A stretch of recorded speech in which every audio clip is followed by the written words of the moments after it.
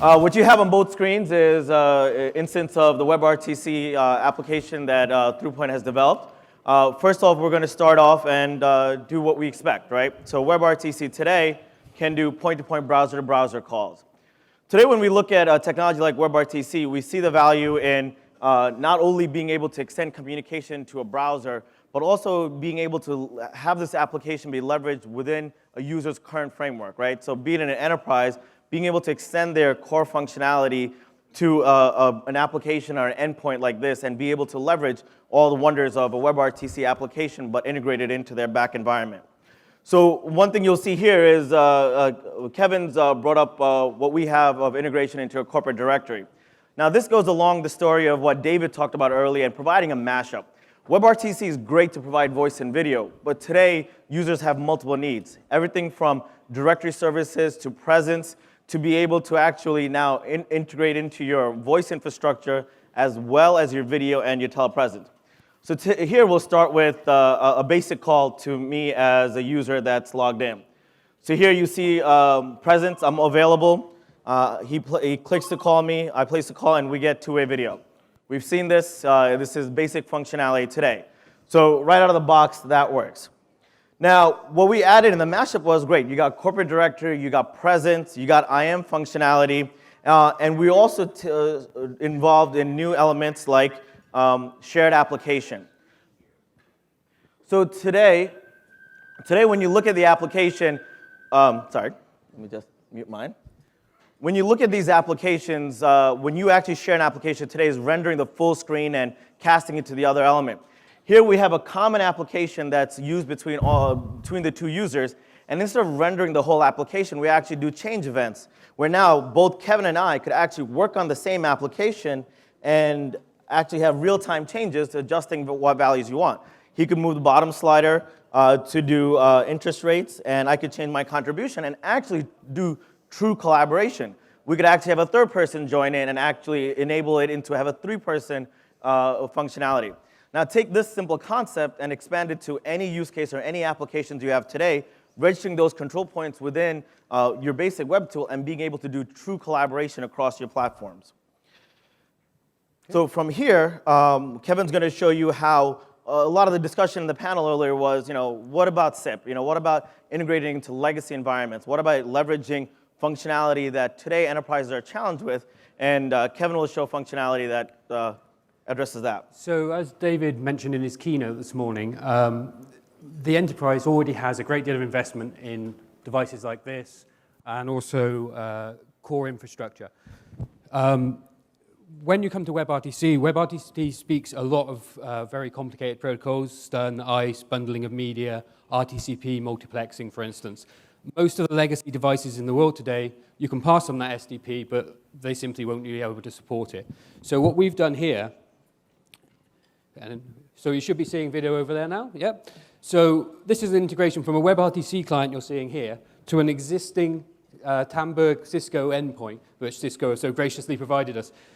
Which is what you should have seen earlier, actually. Yeah, we'll redo that one if we have time. So what's happening here is there's a gateway involved, which is both converting the signaling, the existing SDP, from bundled media, from multiplex, from SSRC validation, into simplified SIP SDP, which this device can cope with. But along with that, we're looking at a VP8 video stream there, obviously, because it's Chrome, and that's what we support in WebRTC. Most devices in the enterprise support H.264. So at the same time as we're sorting out the signaling, we're also transcoding the RTP on this laptop from VP8 to H.264. And you can see it's running off my laptop, but the video quality is, reasonably good.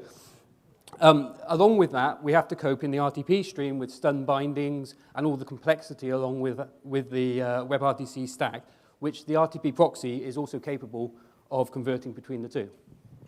So the advantage today, when you look at a solution like this, is the fact that you're not giving users a completely independent, separate technology to use. You're not giving them another modality to play with that has nothing to do with their legacy cell phone, mobile devices that do PSTN termination, like toll-free numbers to access to contact centers, or even being able to leverage telepresence and video endpoints that they spent tremendous amount of money and investment on today. We're able to now take WebRTC, which becomes a huge value add for enterprises to have endpoint modalities without having to put VPN phones, worrying about software downloaded on these devices, and extending true UC to any device that supports WebRTC or browser-enabled device. So now that spans mobile devices, tablets, any PCs. You could go to an internet cafe and dial into your telepresence in your enterprise, or just like going to Best Buy and buying an HP and actually testing it against and making a call to your cell phone to see how the audio quality works. So this is where we see the value in not only providing voice and video, but providing a mashup of all your UC experiences and actually leveraging the tools and functionality that you need today to do your business. So what Kevin has here, well, you could explain why. Okay, so what we're seeing here is a mock-up of a standard storefront page, as you can see, and we're big fans of the live person, as are many people in the industry. So if I start up a live person session here, what I'll get is what live person recommend you do is build your own little chat bubble with JavaScript. Now, what our SDK allows you to do is embed WebRTC into other applications. So the idea of a synthetic application, the idea of a mashup. So here we've got a standard JavaScript chat. Were we running the full live person? Unfortunately, we can't connect out at the moment. But were we running the full live person, you'd get your standard call center functionality. But along with this here, we've used our SDK to have additional functionality of being able to upgrade the chat communication into a video communication. So if I just click here, we can see WebRTC is clicking in, and we're connecting. Now the use case you got to remember here is live person today works with chat, and it works the way it does today. A user probably has everything from a video device, which could be a regular video phone, a telepresence, their link client, their Jabber client, that's already video enabled and today does not work together with a live meeting experience.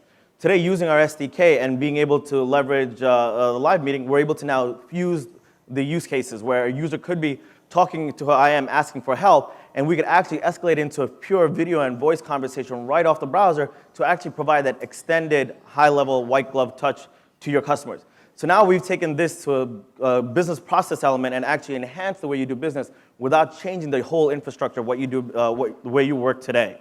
So we're able to now extend it to be it your link endpoint, be it a physical endpoint, or even to another WebRTC where a user could be logged into a WebRTC session in parallel with that device. Yeah. So, 2 minutes. Okay. So, so you're going to do one? Yeah.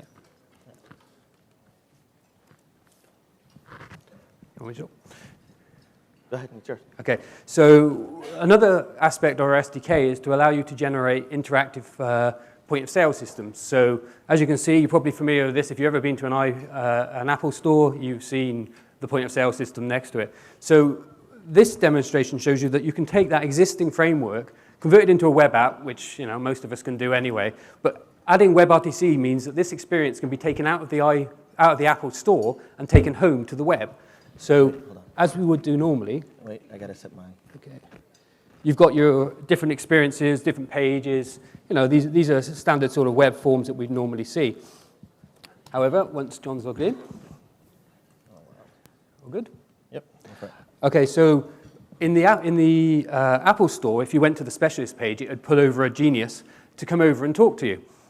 However, you're at home on your web page. So if we hit this specialist, that'll teach me. I'll allow it next time.